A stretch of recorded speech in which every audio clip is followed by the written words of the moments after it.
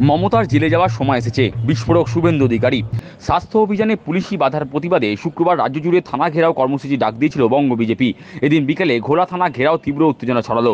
বিরোধী দলনেতা শুভেন্দু অধিকারীর নেতৃত্বে থানা থেকে প্রায় 1.5 কিলোমিটার দূরে মিছিল করে বিজেপির কর্মী সমর্থকরা। বিরোধী দলনেতা ছাড়াও এদিন মিছিলে ছিলেন প্রাক্তন সাংসদ অর্জুন সিং, কলকাতা উত্তর শহরতলি জেলা সভাপতি অরিজিৎ বক্সি, বিজেপি নেতা কৌস্তব বাগচি।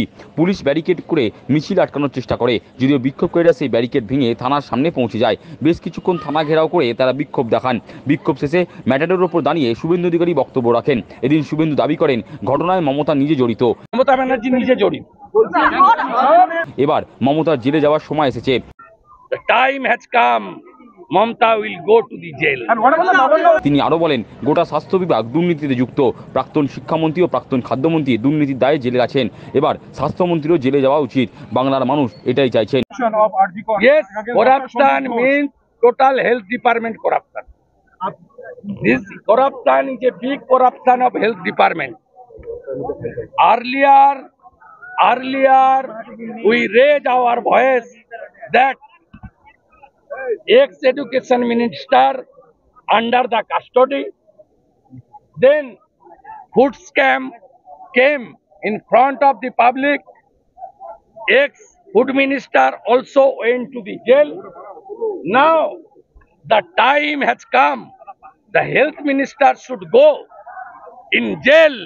প্রসঙ্গত আগামী 27শে আগস্ট নবান্ন অভিযানের ডাক দিয়েছে ছাত্র সমাজ। রাজ্য সরকার আপত্তি জানিয়ে এদিন ডিভিশন বেঞ্চে গিয়েছিল, যদিও ডিভিশন বেঞ্চ রাজ্য সরকারের করা মামলায় হস্তক্ষেপ করেনি। এ প্রসঙ্গে শুভেন্দু বলেন, অরাজনৈতিক কর্মসূচি হলে তারা সেখানে যোগ দেবেন, দলীয় পতাকা নিয়েও লড়বেন এবং দলীয় পতাকা ছাড়াও তারা লড়বেন। ছাত্র সমাজের ডাকা নবান্ন অভিযান আটকানোর চেষ্টা করেছিল সরকার, কিন্তু ডিভিশন বেঞ্চ তা শোনেনি। আমরা বলেছি কোনো অরাজনৈতিক কর্মসূচি হলে আমরা অংশগ্রহণ করতে পারব। ছাত্র সমাজের যে ব্যানারটা প্রথম সোশ্যাল মিডিয়ায় এসেছিল, তারা বলেছিলেন যে প্রতি বাড়ি থেকে একজন আসবে, প্রত্যেক বাড়ি থেকে একজন যাবেন, বাকিটা কিভাবে হবে ছাত্র সমাজই ঠিক করবে। রাজ্য সরকার বোকার মতো আজকে ডিভিশন বেঞ্চে গেছিল নবান্ন অভিযানে ভয় পেয়ে, এবং সেখানে অনেক কথা তারা বলেছেন, ডিভিশন বেঞ্চ রিফিউজ করেছে। ভয় পাচ্ছে আজকে রাজ্য সরকারের কোর্টে যাওয়ার জন্য কোর্টের দ্বারা রেকগনাইজ হয়ে গেছে নবান্ন অভিযান। যখন বিনাশকালে বিপরীত বুদ্ধি, কে পিটিশনার আমি জানি না, তারা অর্গানাইজ করছে, এখনো nobody come in front of media আর পাবলিক।